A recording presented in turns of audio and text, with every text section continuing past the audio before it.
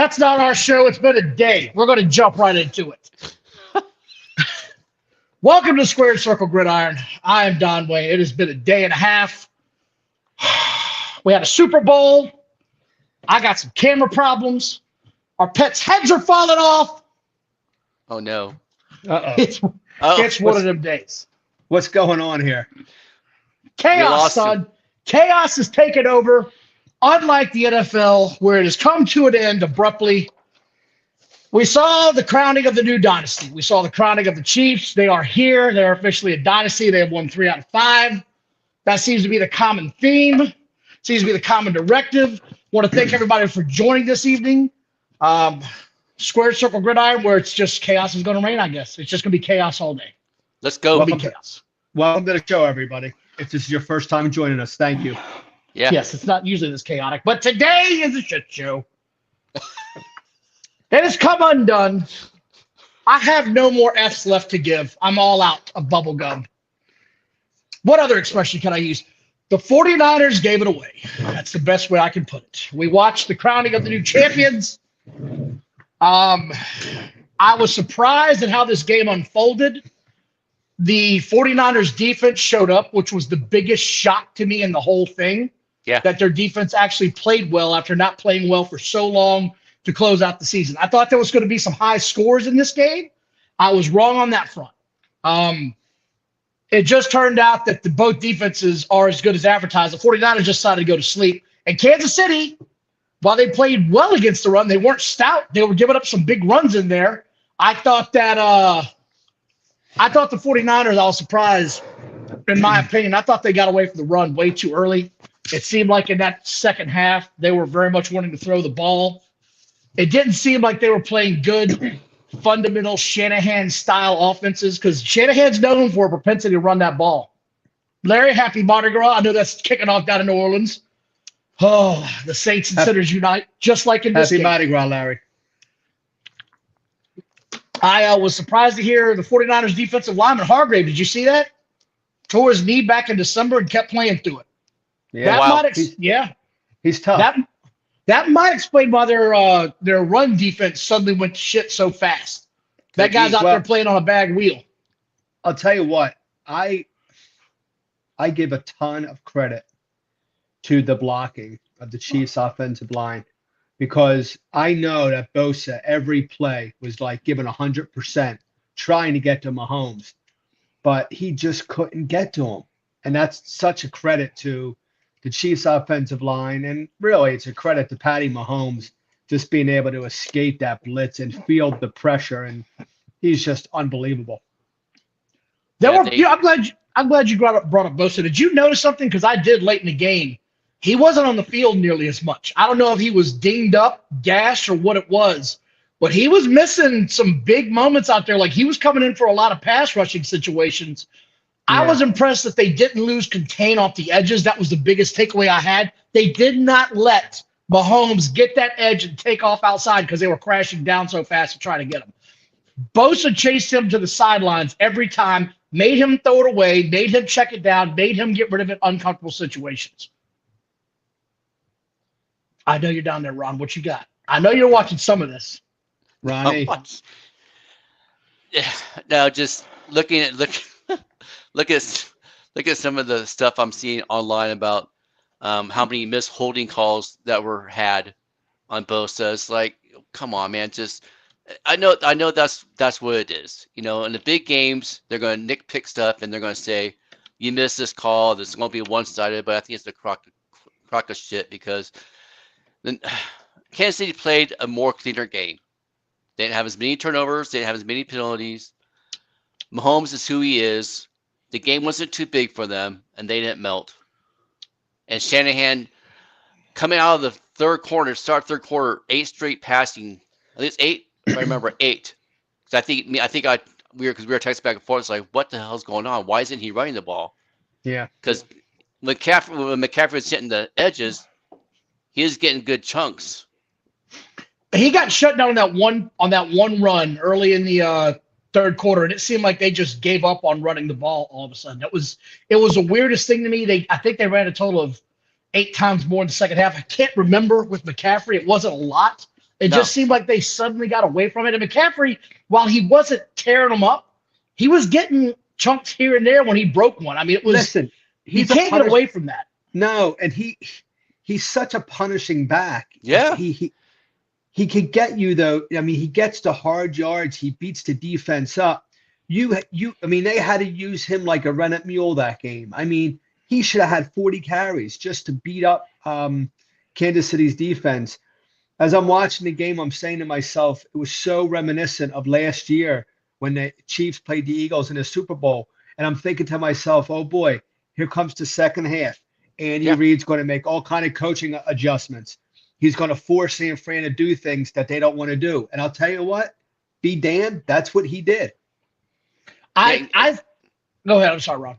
And I'll give the Niners credit too, because they held Kelce in check up until the last part of the fourth quarter, which was unbelievable. And the overtime, they held him in check pretty good. Well, I want to talk about a couple things with Kelce here in a little bit, but okay. As far as McCaffrey, I don't see McCaffrey as more of a wear you down guy. I think he gasses you because he gets out on those edges and he just gasses teams. Yeah. I don't know that he's so much as he just pounds you to death. Now he gets hit a lot. I think that's what some of his flavor is that dude takes a pounding in there, but he keeps going. But he gasses you. He had, I think, 8 catches in this game too. They were trying to get him the ball everywhere they could. I just don't know that I would have stopped running. I'll put it this way. I wouldn't have just kept going to McCaffrey. They have a plethora of running backs on that team they could have gone through. And it just seemed like if they didn't think McCaffrey was going to have enough ass to get through the middle, it was kind of like, all right, look, if you want to hammer him, use your hammer. You've got a couple of bigger backs over there that can get in there and really flail on them. Get your McCaffrey on the edges, get him his little quick touches, because they were passing to him early. That was tearing him apart. That fumble in the first quarter, I felt like changed the entirety of this game on one turnover. And Miss Pat, I'm going to get to Kelce's hit on Andy Reid a little bit later.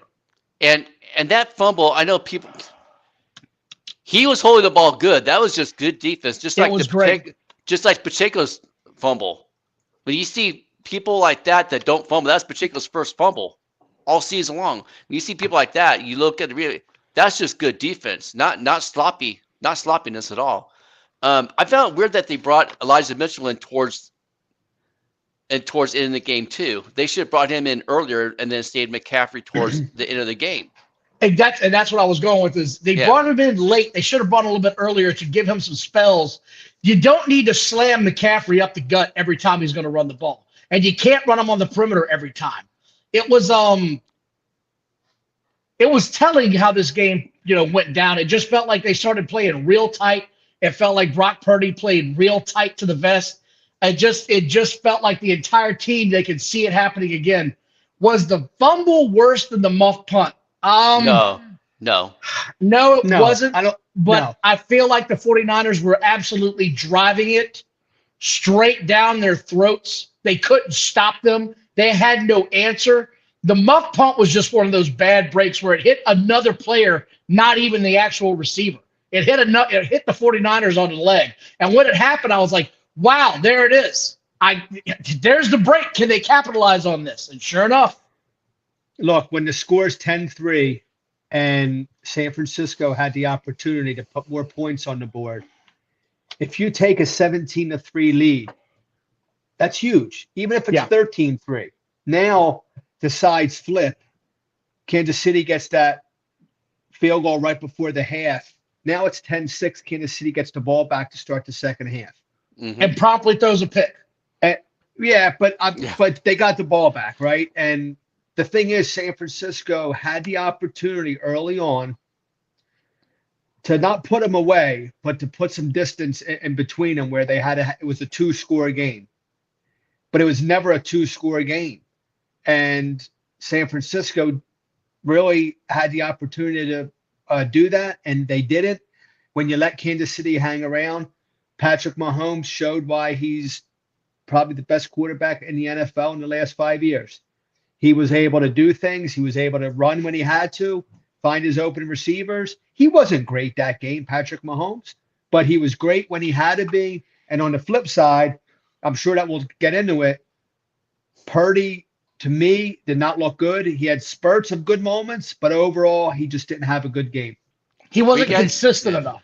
Yeah. Go ahead, Ron. We got surprised at the end of the stats that Mahomes threw for almost 333 yards. Yeah. That was surprising. That was a quiet 330. It was. You know what I mean? It was quiet. It was very quiet. There's only one chunk play to scouting. Most of them were dink and dunks. Yeah. Well, I think that's what, listen, and I think that's what makes him so good was they were finding that there was holes on the field, and I'm sure whether it was Patty or Coach Reed saying, hey, find the spots. Mahomes will get you the ball. So it could have been 7 yards, 5 yards, 3 yards. But, hey, you keep picking up those kind of plays, and pretty soon you're on a 13-play, 80-yard drive, and you're eating up clock. So, that to me was the big difference in the game. There's a lot of people out there bitching about the lack of penalties and the lack of calls. And that's going to happen every year if your team loses. It's just part of the game.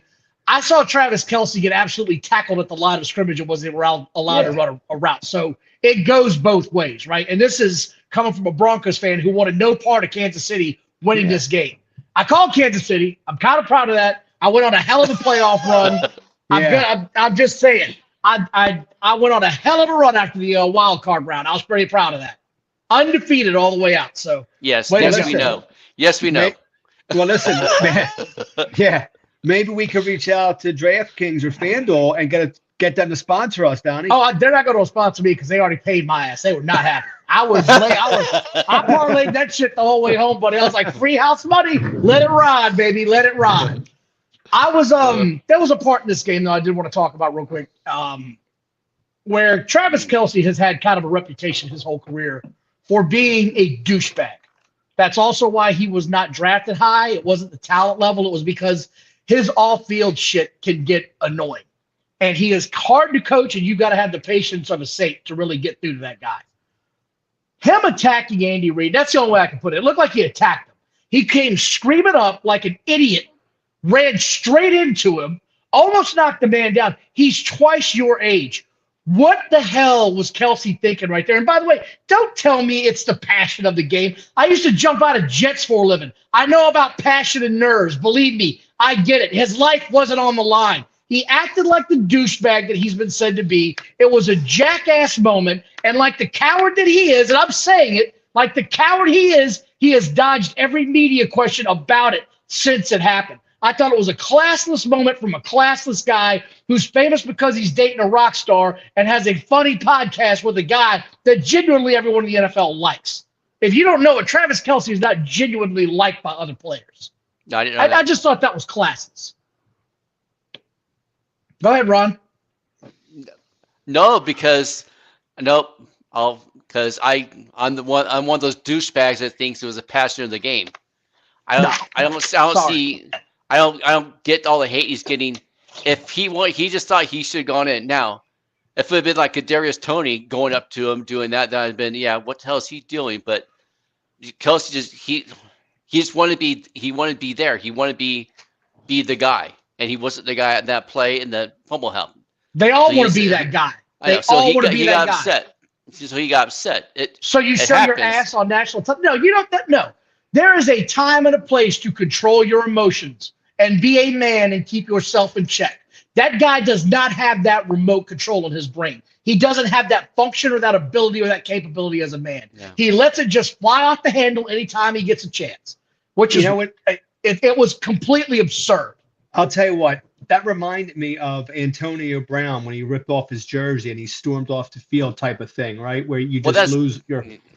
That's not the same, though. Well, no. I mean, it's not the same, but I'm just saying where you lose. It is kind of the same, though.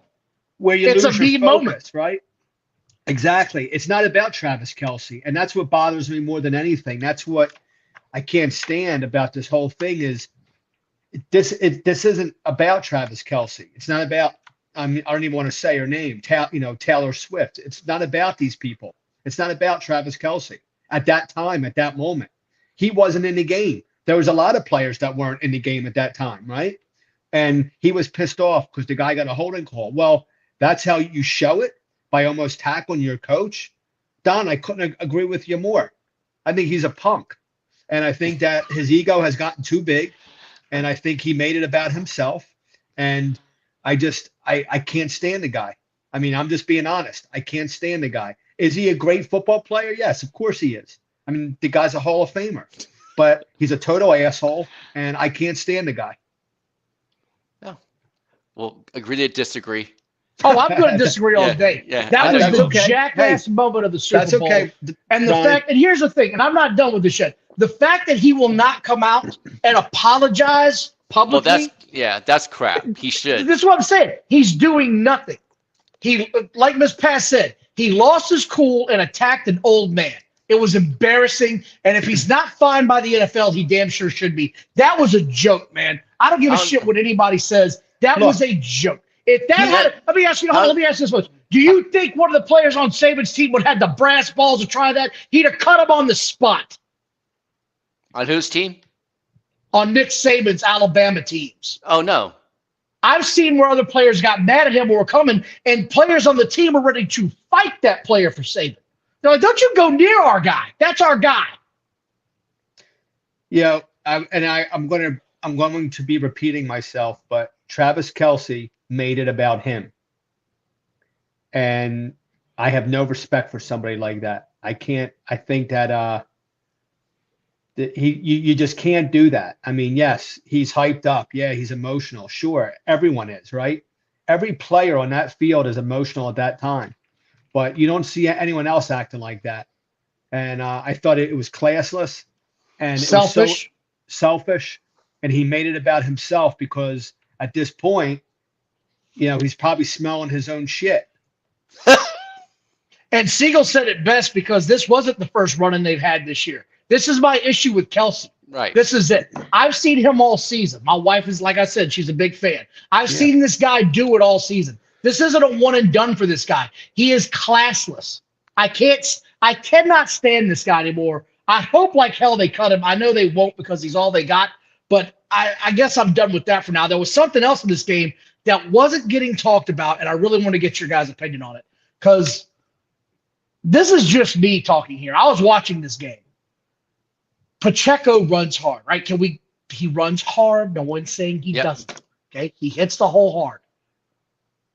There were some wide open holes in that game that I'm sitting there watching. He didn't have the jets to get through. He just doesn't have NFL type speed to me to consistently be the number one running back in the NFL. His breakaway speed is like a 12-yard game. We've seen it all season. There was no speed on that entire Kansas City offense other than Kelce. I think he might be the fastest guy that they have on that team. He really might. I didn't see anything on that team, which is so much different from what they were just a few years ago. They had speed everywhere. I didn't see any speed on that team. Now, the defense's speed, they've got it everywhere. They've got it in spades. They got big guys up front and speedy guys off the ball that can get down to you. That offense, look, they've got to do some reworking on that offense. I think you're going to see a lot of tools get done this year. I think you're going to see some big names possibly get brought in. There's going to be some speedy wide receivers they bring in through a trade or draft, and I can see it coming already because that was just they got to get some guys out there that can run. Oh, did you guys 100%. Notice that with Pacheco? Yeah. I've noticed it all season with him. Yeah, but I think you know what though. I think it works for Kansas City. He doesn't have to be a speedster. He doesn't have to be someone has blazing, speed because it just works. How he runs for them just works. You can have that type of runner. That's not what I'm saying. But I'm saying you've got to have somebody that can come in and pop one on your ass for 40 yards. Yeah, you need to change the pace back. That's what they need. Literally, Clyde Edwards-Helaire came on the field, and my wife said, "Oh shit, not this guy again." Yeah. That's the only other guy they've got in that backfield that they're running consistently. I don't know, man. When I looked at this team and how they won, they don't have a defense that was overbearing and sacked you every other. It wasn't like Denver from almost 10 years ago. They didn't have the no-fly zone. They didn't have two monsters coming off the end that could sack you every other play. It was just a well-constructed defense that was really well coached. It was really well coached. Mahomes did not play over his skis. He kept the game close late. He made the play when he had to. Yeah. They're standing here now, Super Bowl champions, douchebag and all. Yeah, I mean, look, they I guess I'll say it like this. It was a team win. Um, Through and you through. know, yeah, it was a team win. It seemed like every phase, every area, they were just good enough, or they were just better than San Fran and just every area. And I just keep going back to the two things that we talked about earlier. But if I'm a San Fran fan, or if I'm looking at the game, I'm saying, one, why did Coach Shanahan not continue to do in the second half? His play calling was just so questionable. And my biggest takeaway was just the way that Purdy could not pick up the blitz. He was not able to pick up the blitz and hit the hot routes. He had, oh my God, at least six, if not more, open receivers if he would have threw it in a different way, and he just missed. He just missed open spots. Now, he, you know, I don't know. I wasn't very impressed with Purdy. I thought he was going to play better. I thought he could have played better. He missed a lot of open throws. And like I said, I thought Shanahan's game plan in the second half. Well, I was going to talk about that because this terrible. is fucking terrible. The overtime coaching was abysmal for Shanahan. Yeah, absolutely. But they got all the way down there, right? They had a good drive going. They just, once again, they couldn't make the play when they needed to get the end zone. I don't know that I believe for a second that Shanahan didn't know the overtime rules. I know that's been speculated. Some of the players may not have, but I'm calling bullshit that Shanahan didn't know it. I'm 100% in agreement that he knew the rules. Some of his players may not have. There was some seriously questionable offensive play calling going on down the line there. Again, I don't know what disconnected in his mind. I don't know that you don't go for it on fourth down if you get all the way down there. But did you guys notice after they came off the field that if you looked at the Chiefs defense, they showed them on the sidelines, if you guys saw that, right before the offense took the field, that team looked dead. Like they looked like they were totally gassed. I don't know that they had another series in them without giving up a touchdown. They showed those guys on the sideline, and usually, you're up, the offense is coming out. That whole defense was like, man, this is it. I'm done. And I looked at my wife and told her, I said, if they don't score a touchdown here, the Niners are going to win this game because your defense is just totally gassed out right now. It's funny. I went to my son's house. So my son's a Niners fan, and my best friend, he's a Broncos fan, but he's a Niners fan on Sunday. And they're saying the same thing. Why didn't they go for it? You can't give the ball back to Kansas City. Not with Mahomes. And expect them not to go to the touchdown, because once you score those 3 points, you have fourth down options now on offense. That's a gimme. And a lot of people don't take that into their decision making when they decide to get the ball or not. If the other team scores a field goal and you're not even close to getting you've got 4th and 3, there's no options. It's a fourth down every time. You have to go for it. Yeah. That changed how Andy Reid coached. He adjusted on the fly yet again. And then Ronnie, go ahead, Ron. Yeah. No, Ronnie, go ahead. Yeah, on the third down play, why don't they run the ball and try to maybe get the first down? Maybe if it got like 3 yards, it'd been 4th and 1. That's easier pickup. Yeah, I mean, it was basically how I was looking at it. I was thinking to myself, okay, you have 2 downs to get 3 yards. Mm-hmm. And that's what it was. That's what you should have, right? I mean, that's how I thought. That's what I would have done. But I tell you one point that we didn't bring up yet. I don't know if we were going to talk about it later, but San Francisco's kicker missing that extra point changed the whole dynamic. That changed the whole dynamic of the game. When at the end of the fourth quarter, if they would have been up by 4 instead of 3, that changes the whole mindset of Kansas City's offense. I'm not saying that they want to score a touchdown, but they had it in the back of their head. Oh, well, we only have to go for a field goal to tie. If the kicker would have made that extra point, they would have been up by 4 and not 3. So it just would have changed the whole mindset of the game, where if you give Bucker a friggin' opportunity within the 50, he's probably going to hit it. So I think that was a huge part of the game as well. big time. It made Kansas City don't be as aggressive as they would maybe should have been. Yeah. Hey, let me ask you guys something though. Overall, I know we were talking through text. You guys said it was one of the best Super Bowls ever. Do you guys? What do you guys think? Top 5 to 8, somewhere in there. Oh yeah. It was one of the better ones I've seen. It was a struggle. It damn sure beat that Rams New England game a few years ago. That thing was a dreadful dread. Yeah. What was that? Wait, what was that? 10-3 or something like that? Yeah, something god-awful like that. It was 13-6. So whatever it was. It was abysmal is what it was. I'll take the one. The Rams were Super Bowl, so I was happy. I don't care they lost, but you know what, Donnie? I'm not gonna. I'll give it in the top 5 to 8. I think it was a good Super Bowl. I think it was clean. That's the one thing I took out of this game was it was clean. It wasn't ugly. I mean, it wasn't high score like 45-42, but I thought it was clean for the most part. There wasn't a lot of penalties. There wasn't a lot of like normally the whole game is bad call. Oh my God, ugly. There were some things, but I think for the most part, it was a clean game. So the one thing that got my attention was there were turnovers by all pro players. Usually if you see that happen, that's the game. That's usually the deciding factor of the game. McCaffrey fumbled and Mahomes threw a pick. And that was a bad pick. And I don't think that got talked about enough. That was a bad pick. It sort of grounded him, I think. Sort of got him back in like, okay, I got to refocus here. This is not going well. I'm not playing well. Let me stop trying to take pot shots. I got to take what I'm seeing on this game right now. And after that, he did. Yeah. And Vontez Scantling made his one catch that he does every game. The one catch pony, man. My God.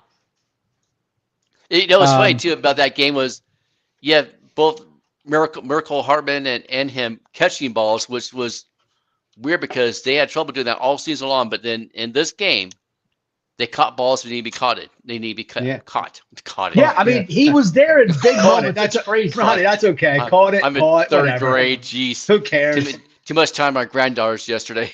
I'm from New Jersey. We don't care. That's how we talk over here. So I don't know where this is going to go from here. The Chiefs won, bottom line up front. We've got a really wild offseason coming up. They've got their best defensive player is going to be a free agent. And he's going to get paid, I think. Jones. Yeah. Jones is a free agent after the season. They gave him a little bit of money to make him happy this year. Yeah, I think his cap hit was like $28 million, but it was just for this season. Oh, okay. Like he's a free agent going into next season. They've got to make some choices. I think they're going to be in really good shape cap-wise. I looked it up today. I think they're like $28 million under the cap already. And if they let go of Vontez Scantling, that's like another $12 million automatically. So they're looking at potentially $40 million in cap space. With a little bit of money to go around, they can put some guys where they need to on that team and possibly get some speed. Also, I don't know if you guys saw this or not, but his ex-boy is a $31 million cap hit in Miami. Tyreek Hill. $31 million cap hit. Huh. You guys think he's gone or stays? Because this one got my attention when I saw it. I didn't know that.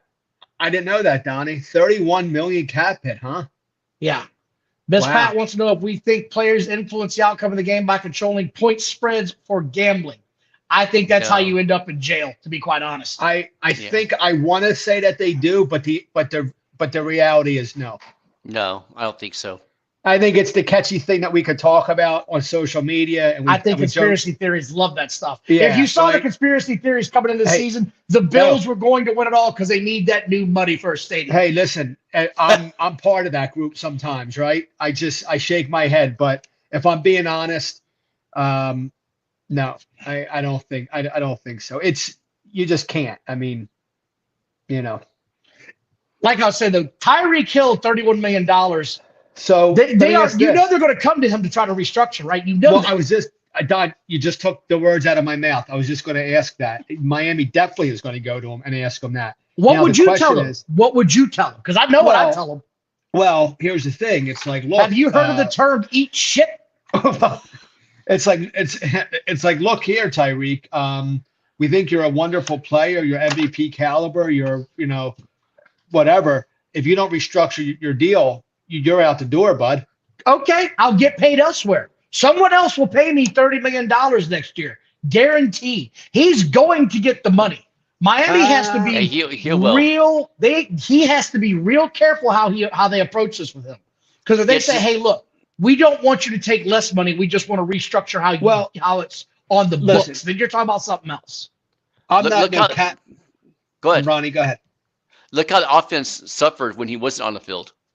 Yeah, it was a different offense. Yeah, big time. Yeah. Listen, if there's anybody in the NFL that is worth that changes an offense, it changes the way a defense has to prepare for your team, it's Tyreek Hill. And the thing is, the guy's healthy. I mean, he every now and then he'll get banged up, but the guy's healthy, and he still has strong legs. And he's still fast. Yeah, and like I said, he stretches the field. Now, if you're Miami, here's what I have to ask myself. As good as Tyreek Hill is, do they have the quarterback who they can win with, right? Like, do you want to pay Tyreek Hill this type of money? And in the back of your mind thinking, well, do we have the quarterback to win with, or do we need to look and you know what I mean? So I think it's a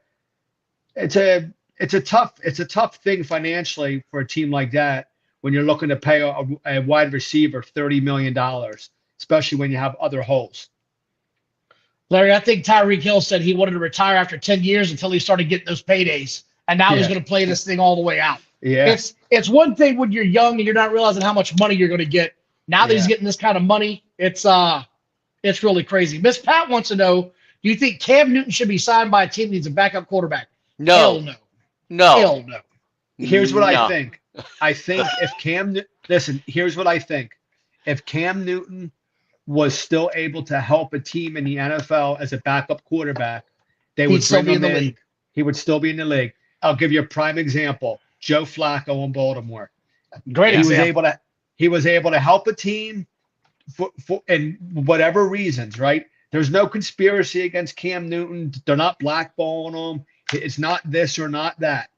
This is a business. If you saw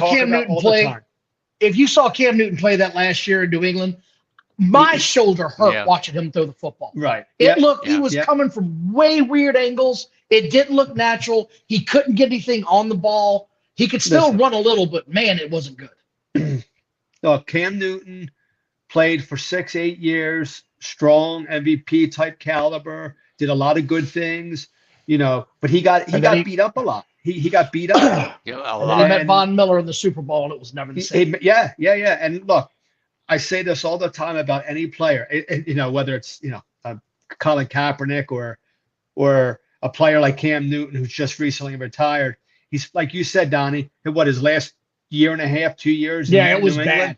It was bad. He was brutal. So I'm telling you, this is the NFL. If you can help a team, they will find you and ask you to come practice for them, get on the practice squad, and they'll find a spot for you. It's as simple as look at Randy Gregory. Randy Gregory was a dead item in Denver. He was playing in the Super Bowl this year because he still played football. Yeah, it is what it is. Hey, look at Carson Wentz, right? Yeah. I mean, he was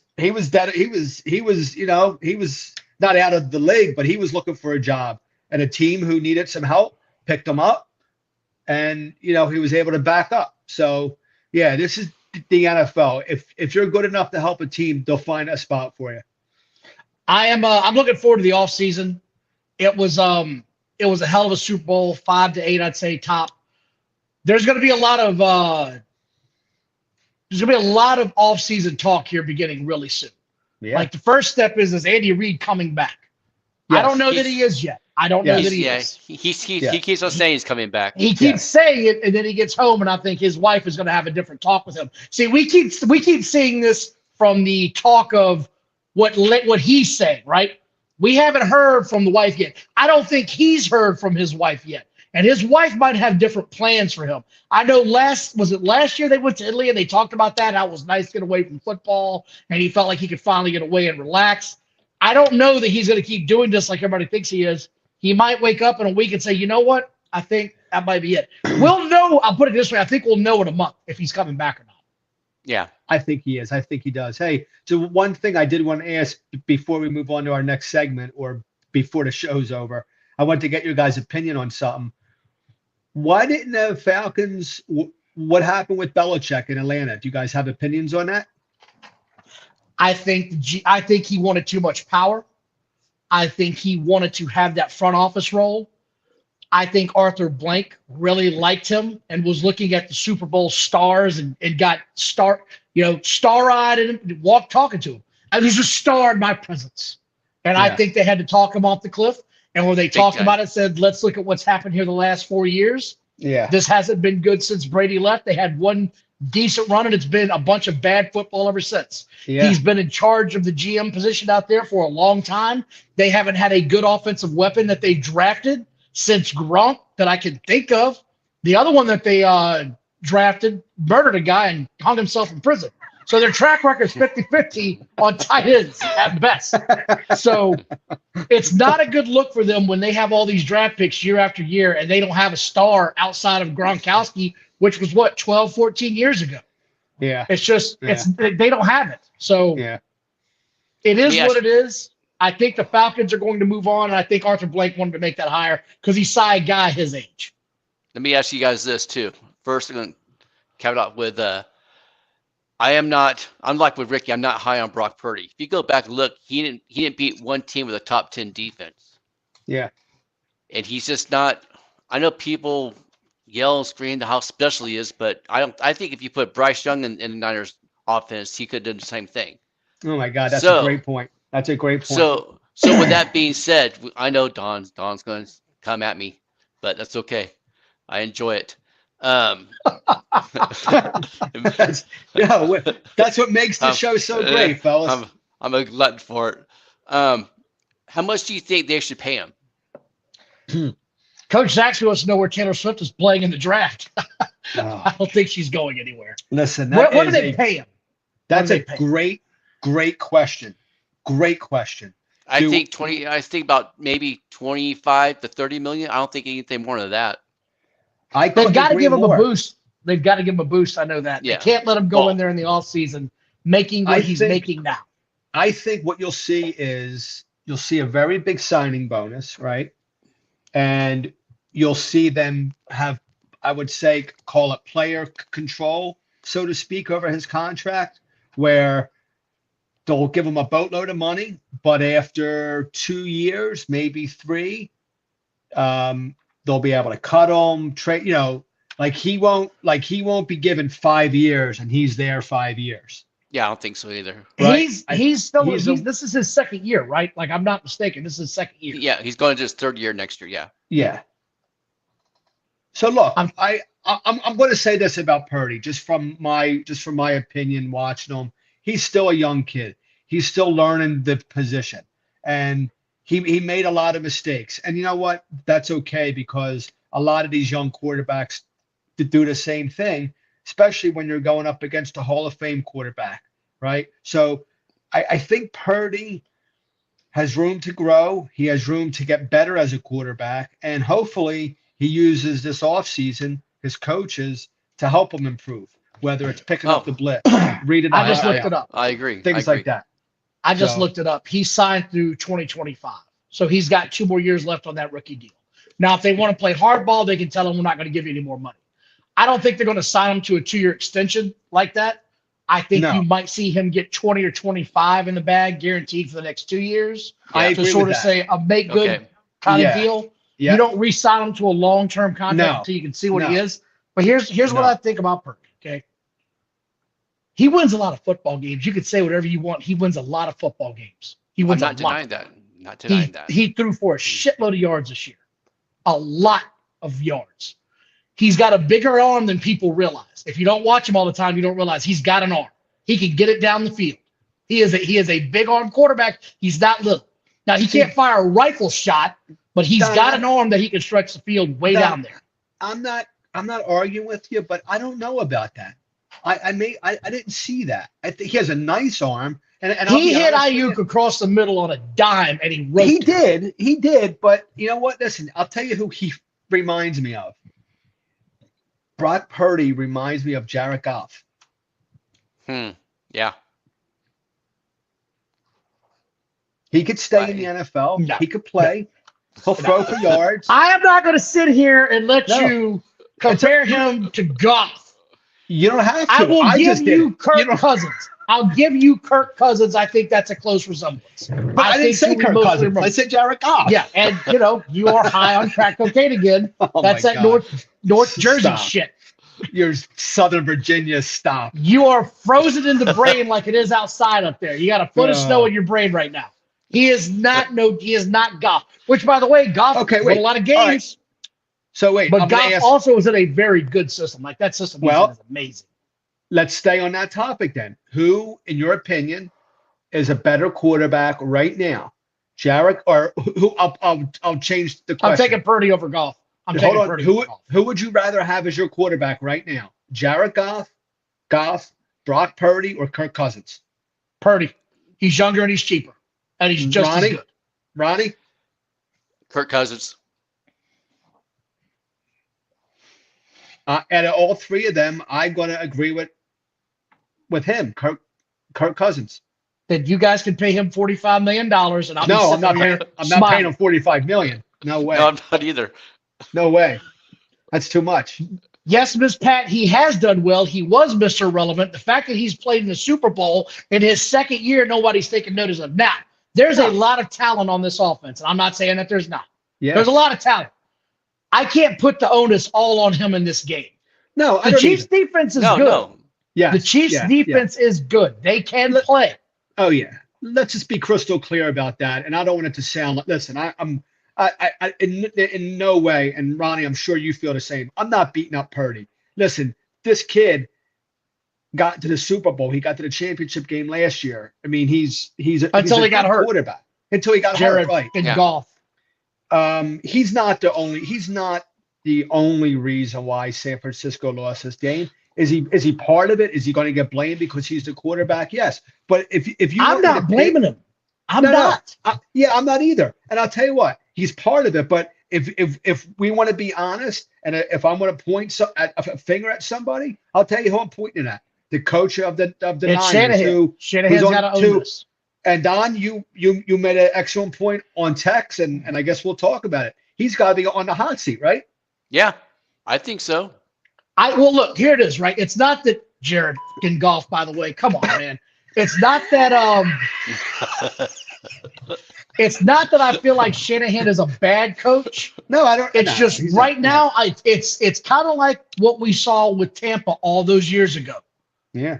Right? When they moved on and got Gruden. It just they needed something different. The talent was there, right? It just Dungy couldn't get them over the hump. They brought in Gruden. They won a Super Bowl the next year.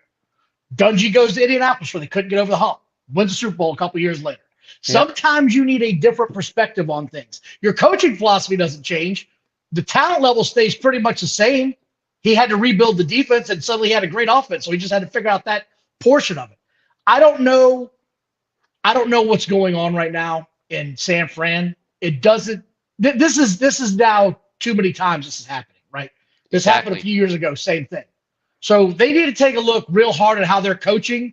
Maybe they got to get somebody else, I don't know, to help him as far as game management. Say, hey, whoa, you're getting away from the run, coach. What are we doing here? So that's just me. I don't know.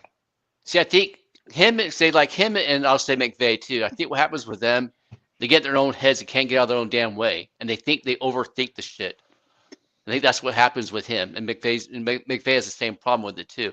And I'm not beating up on Purdy, but just the narrative of him, the narrative out there of him being one of the greatest quarterbacks right now out there is annoying to me. I've got him in the top 10. I've got him in the top 10. And I don't. So I've got him in the top 10. He is. His numbers don't lie. It's 2 years now. I'm taking that dude. I just am.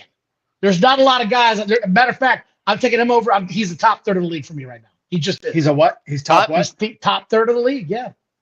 You figure there's 32 teams. I'm taking him in the top 10. That's it, Jared and Goff. Unbelievable. Look, I mean, it's hard to argue that he's in the top 10. I mean, look at it. It's. You know who's not in the top 10? Russell and Wilson. No, No. he's not. No, he's not. He's not. Anyway, I'm looking forward to talking some Yeah. off-season football here in the next couple weeks. We might take off next Tuesday, see how this all shakes out. There's going to be a lot going on. If there's a lot of news, we'll pick it back up. But I just want to thank everybody for watching. Please like and subscribe. Block Larry said we made Derek Carr look like a zombie on his Mardi Gras float. I saw a picture of that, and it's awesome. It is absolutely awesome. Yeah. Is there anything that we missed you guys want to talk about? No, no. I just want to say I appreciate appreciate you coming up with this concept of doing it and inviting me to join in on this. This has been a pleasure, and I look forward to more. We're not done yet. There's a whole off season. I got some ideas for if we keep doing this. I got an idea for some bad beats. I want to bring in that segment where we talk about if you gambled on this game, here's why you lost. Because there's plenty of those in college and pro football, and God knows I had enough of them this year. No, God, I was just going to add that too. It's been a long season. We covered college, we covered the NFL. I think we've come a super long way as a show. And just because football is over doesn't mean that our show has to be over until next preseason, right? There's a lot that we could talk about. So I hope that people continue to tune in. I want to say thank you to everyone who's tuned in to us. I think we're a good show. I think we're definitely up and coming, and I think we have a lot to offer. We're figuring it out. Yeah. We're going to get there. Yeah. Thank you again for watching. Like and subscribe. And remember, Jared and God.